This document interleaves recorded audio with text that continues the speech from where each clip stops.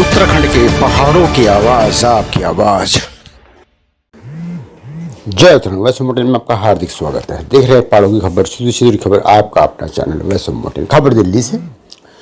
दिल्ली में उत्तराखंड के सुर सम्राट, उत्तराखंड राज्य आंदोलनकारी, साहित्यकार, लेखक, महान हस्ती श्री स्वर्गीय हीरा सिंह राणा जी की दूसरी पुण्यतिथि पर उन्हें श्रद्धांजलि दी गई, जिसमें उत्तराखंड के जिन सरोकारों से जुड़े लोग, उनके अपने कलाकार, साहित्यकार, गीतकार, सभी लोग वहां पर पहुंचे और उन्हें याद किया। इस मौके पर उनके जीवन यात्रा पर लश्के कमर बांधा पुस्तक का भी लोकार्पण किया गया, जिसे चारू तिवारी, वरिष्ठ पत्रकार चारू तिवारी द्वारा संकलन किया गया। और इस किताब पर उनकी पूरी जीवन यात्रा पर उनका विवरण लिखा गया, उनकी कहानी, उनके गीत, क्योंकि उनके कई ऐसे गाने या ऐसे गीत थे जो कभी सामने ही नहीं आए, क्योंकि वो एक उत्तराखंड पहाड़ पीढ़ा के थे। उनके गानों पर लोग झूमते हैं, परंतु कभी उन गानों के मकसद पर न नेताओं ने न लोगों ने कभी ध्यान दिया। दिल्ली के हिंदी भवन में उनके इस श्रद्धांजलि सभा में लोगों ने उन्हें भावनीय श्रद्धांजलि दी, उन्हें याद किया, उनके कार्यों की सराहना की। देखिए हमारी यह खास रिपोर्ट।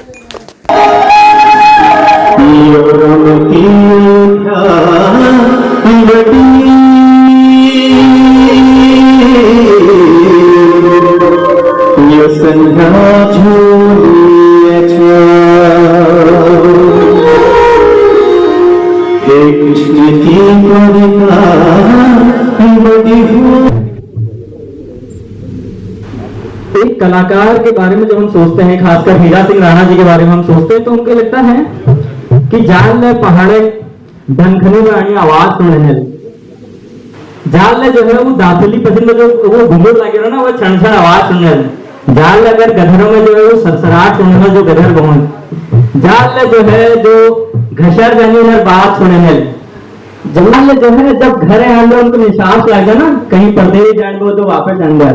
और जाल में जो है जब घाम उछे जाना, वो घाम उछे समझ देखना।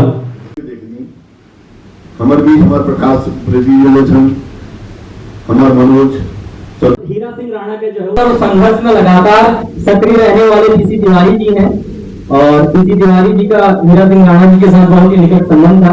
मैं चाहता हूं कि जो है किसी का हमारे सामने जो है उनकी यादों को जो हमारे सामने रखें, ताकि एक कलाकार को और अच्छे से हम जान सकें। पीसी दा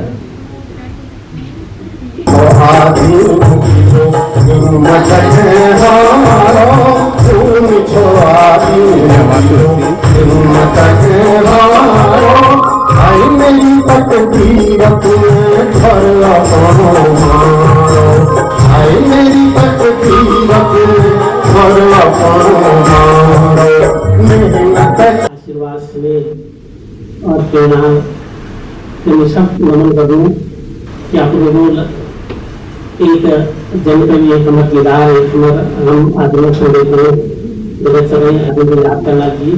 तो भरी संख्या में अपने में आता मेरे पहले लाइन देखिए 8वीं लाइन तक लगभग लोगों को देखो, तो मैं यह समझती कि जीवन में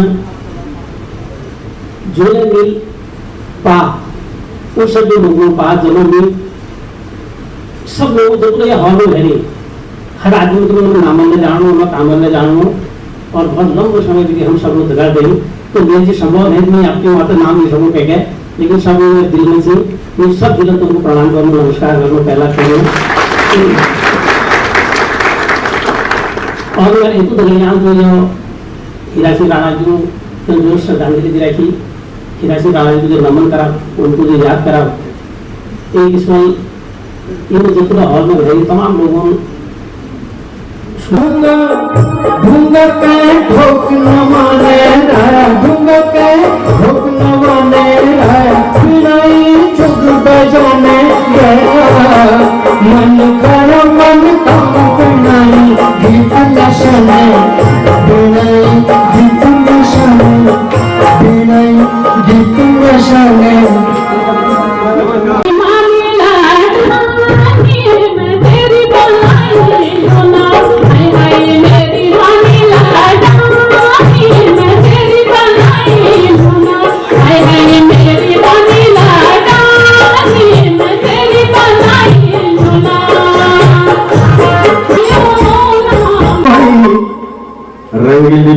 दिखी वेरकाई धोती लाल किनारा हरि दाता हरि दाता हरि दाता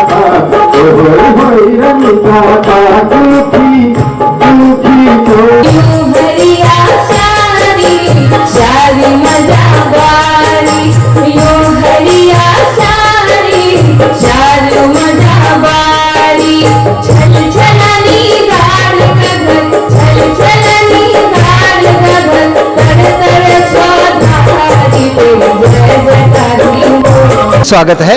मैं विनोद रावत मनकोटी आज हिंदी भवन में, जहां की हीरा सिंह राणा जी की एक पुस्तक लश्के कमर बांधा का विमोचन हुआ है और इस पुस्तक को जो उनकी पूरी जीवन यात्रा रही है उसको एक पुस्तक के रूप में संकलित किया है चारू तिवारी जी ने। तिवारी जी हमारे साथ हैं। तिवारी जी, सबसे पहले तो मैं इस पुस्तक के बारे में आपसे जानना चाहता हूँ।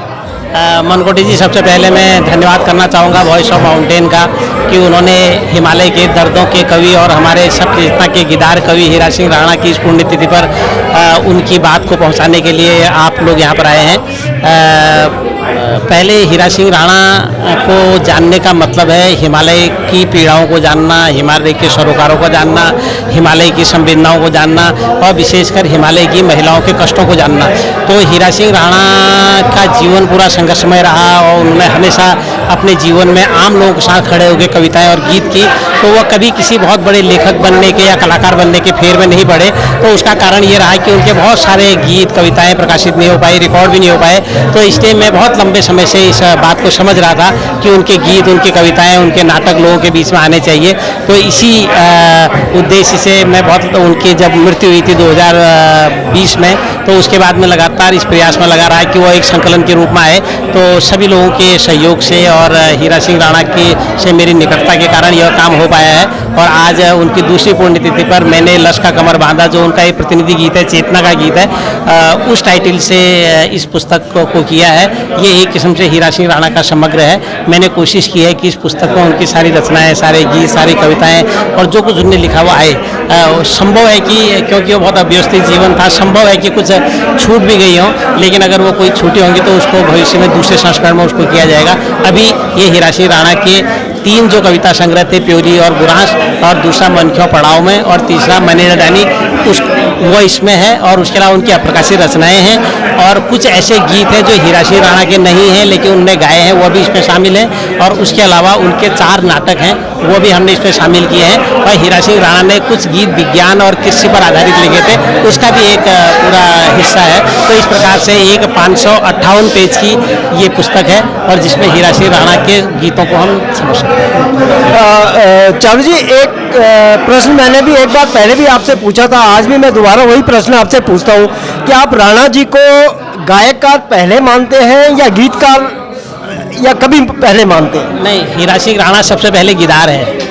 गिदार का मतलब है जो हमारे मेले ठेलों के गीत गाता है, जो हमारे रामलीला, होली, दिवाली के गीत गाता है, जो हमारे आम लोगों के गीत गाता है। असल में हीरा सिंह राणा वो है, पहली बात तो। और दूसरी बात यह कि हीरा सिंह राणा के जो बिंब हैं, जो प्रतीक हैं, जो उपमान हैं, जो शब्द चयन है और जो उसकी कविताओं की भावभूमि है, वो वास्तव में हीरा सिंह राणा को बहुत बड़ा कवि और गीतकार बनाती है। हीरा सिंह राणा का वो जो गीतकार वाला पक्ष है, वो क्योंकि उनका सुर भी अच्छा था, तो उसकी वजह से उनका गीतकार, वो गायक वाला पक्ष ज़्यादा सामने आ पाया। लेकिन आपने ठीक प्रश्न किया कि उनका वास्तविक रूप कवि का ही है, उनका वास्तविक रूप गीतकार का ही है। गायक तो एक ठीक है, उन्होंने गाया है, लेकिन मूल रूप उनका कवि का ही है।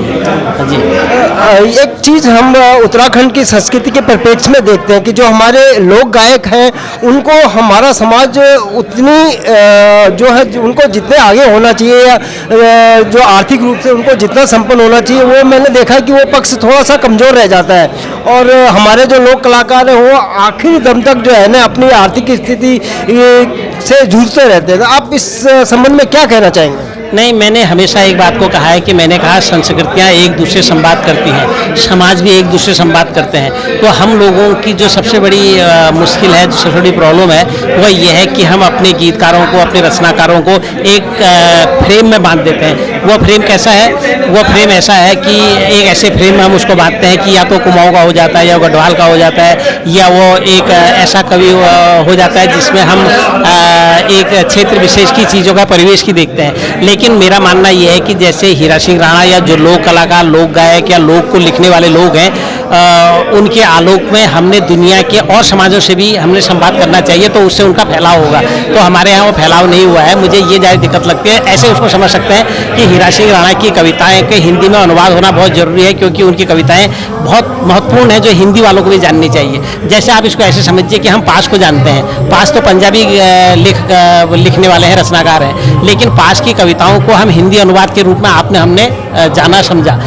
उसी प्रकार चाहे हीरा सिंह राणा हो, चाहे नरेंद्र सिंह नेगी हों, चाहे जीत सिंह नेगी हों, चाहे और हमारे लिखने वाले जितने भी लोग रहे हैं, उनकी कविताओं का, उनके गीतों का अगर हम दूसरी भाषाओं में अनुवाद करेंगे तो हमारा फैलाव भी होगा, और जो आपने आर्थिक और उनके और पक्ष हैं वही मजबूत होंगे। लेकिन हमने इस क्षेत्र में बहुत कम हम लोगों की समझ रही है। एक कलाकार को एक पुस्तक के माध्यम से जीवंत रखना एक बहुत बड़ी समाज के में बहुत बड़ा एक उदाहरण होता है, एक बहुत बड़ा काम होता है।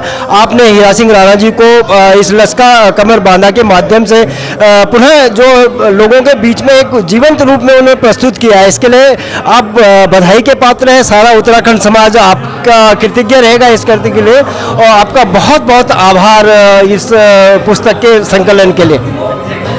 जी धन्यवाद। मैं भी आप सबका आभार व्यक्त करना चाहता हूँ। मैं ये मानता हूँ कि जब ये किताब आई है, ये किताब भी लोगों ने ही छापी है, और सब हमारे साथियों ने कहा कि इसको आना चाहिए, तो उन्होंने हर किसी ने मदद की, तो हम यहाँ तक पहुँचे। आप लोगों का भी आभार कि आप इस चीज़ को आगे बढ़ा रहे हैं। धन्यवाद। हमारे साथ धन सिंह मेहता अनजान जी हैं, जिनकी भी आज इस कार्यक्रम में पुस्तक धात का, जो कि एक कुमाऊनी काव्य संग्रह है, उसका विमोचन हुआ है। उसके लिए आप बधाई के पात्र, बहुत बहुत बधाई आपको। मेहता जी जो है हीरा सिंह राणा जी के साथ काफ़ी समय रहे हैं, और उन्होंने राणा जी को बहुत नज़दीक से देखा है। तो मेहता जी, राणा जी के बारे में आप क्या कहना चाहेंगे? मैं राणा जी को दुधबोली का दमदार दार्शनिक गीतकार मानता हूँ, और मेरा जो अपना अध्ययन है उनके बारे में वो इसी बात पर कि उनके गीतों में, उनके अधिकांश गीतों में जो दार्शनिकता है वो बहुत विलक्षण है, और जिस बात को हम लोग एक सरल सहज तरीके से नहीं कर पाते हैं, वो उन्होंने एक दार्शनिक अंदाज में और बहुत ही सरल शब्दों में कही है। तो मैं राणा जी को एक दुधबोली का, कुमाऊनी दुधबोली का एक दमदार दार्शनिक गीतकार मानता हूँ। आप कोई ऐसा वाकया जो आपके साथ हुआ हो राणा जी के साथ, जो आपको स्मरण रहता हो? जी हाँ, मेरा सबसे पहला परिचय तो हमारे गांव में एक बारात में आए थे वो, और वो वही हमारा पहला परिचय है। जब हमें पता लगा कि राणा जी आ रहे हैं, तो हम लोगों ने उनका एक अलग से स्वागत किया था, और उनसे निवेदन किया था कि कुछ गीत वो यहाँ प्रस्तुत करें। तो राणा जी से बहुत से गीत उन्होंने सुनाए थे, बहुत सरल आदमी तो थे ही वो। तो मेरा एक वो था, एक विशेष मैंने एक अनुरोध किया था कि लस्का कमर बांधा, क्योंकि ये गीत तब उनका पुरस्कृत हो चुका था, और हेमंत नंदन बहुगुणा जो तत्कालीन मुख्यमंत्री थे, उनके इस गीत को पुरस्कृत कर चुके थे। तो ये लस्का कमर बांधा मेरी फरमाइश थी, तो उन्होंने ये गीत सुनाया था। ये जो आज कविता, जो मेरा एक गीतों का संग्रह, जो कुमाऊनी गीतों का ये धात आज प्रकाशित हुआ है, जिसका विमोचन आज हुआ है, ये एक प्रकार से उन्हीं की प्रेरणा से हुआ है। वो कह रहे थे मुझसे कि इसको जल्दी से आप करिए, प्रकाशित करिए। कुछ शब्द ऐसे हैं जो आज बोलचाल में नहीं हैं, और उन्होंने एक शब्द दिया था, उस शब्द पर मेरी एक कविता भी है इसमें। वो कहते थे कि मेर उल एरेपन, मेरा घरवाली का संबोधन उनका जो था, पत्नी को वो अपना संबोधन इस तरीके से देते थे, मेर उल एरे। तो वो मेर ऊ जो ऊ शब्द है वो बिल्कुल विलुप्त हो गया था। तो वो मैंने इस कविता में मेर ऊ शीर्षक करके मैंने इस संग्रह में उसको लिया है, और वो मुझे राणा जी की याद, ये शीर्षक मुझे राणा जी की याद दिलाता रहेगा कि इस शब्द का इस्तेमाल सबसे ज़्यादा राणा जी ने किया था। धन्यवाद। हमारे साथ मनोज चंदोला जी हैं।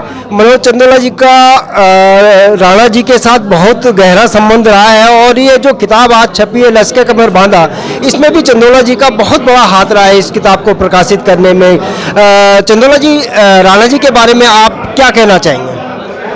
उनके बारे में मुझे नहीं लगता कि मैं इतनी हैसियत रखूं कि मैं कुछ कह सकता हूं। मैं तो सिर्फ उनको इतना जानता हूं कि मैंने उनके बराबर दार्शनिक व्यक्तित्व और फक्कड़ व्यक्तित्व मैंने नहीं देखा। उनको जो सम्मान मिलना चाहिए था, वो जिस सम्मान के हकदार थे, वो सम्मान उत्तराखंड उनको नहीं दे पाया। बस यही मैं कहूँगा कि मैं इसी बात को लेकर दिल महसूस के रह जाता हूँ कि हम चाहते रहे, हम कोशिश करते रहे, लेकिन हम उस जगह तक उनके साथ नहीं रास्ता नाप पाए या उनको उस डायरेक्शन में हम नहीं देख पाए। लेकिन जो उनका कृतित्व है, जो उनकी कविताएं हैं, जो उनके गीत हैं, मैं कहूँगा उनकी गायकी को हम एक अलग रास्ते पर रख दें।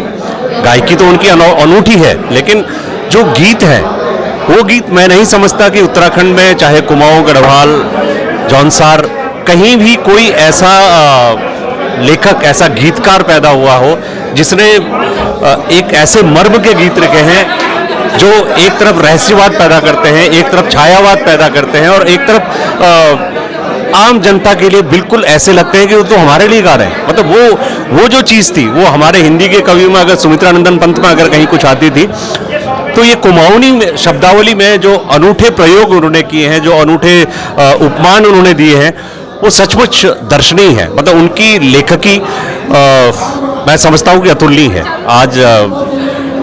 आज हम उनको श्रद्धांजलि दे रहे हैं, लेकिन वो श्रद्धांजलि नहीं मानूंगा मैं कि हम उनको सच्ची श्रद्धांजलि दे पा रहे हैं। उनकी सच्ची श्रद्धांजलि तभी होगी जब लोगों को उनके गीतों का मर्म जो है वो समझ में आए, लोगों तक वो मर्म पहुंच पाए, लोग उस भाव को समझ पाए जिस भाव के साथ उन्होंने वो कविताएं लिखी थी, उन्होंने वो गीत लिखे थे। उत्तराखंड के सम्मान में उन्होंने वो गीत लिखे थे। उत्तराखंड की नारी के श्रृंगार को लेकर के उन्होंने जब गीत लिखे, तो इतने डिफरेंट हैं, इतने अलग अनुभूति पैदा करते हैं। सब्जेक्ट को आप उनको उस अंदाज में पढ़ें। मैं कहूँगा अगर शौक़े दीदार अगर है तो नज़र पैदा कर, हम लोगों को वो नज़र पैदा करनी पड़ेगी उस चीज़ को समझने के लिए, उस चीज़ को देखने के लिए, और तभी हम समझ पाएंगे कि एक्चुअली वो गीतार क्या गीतार था।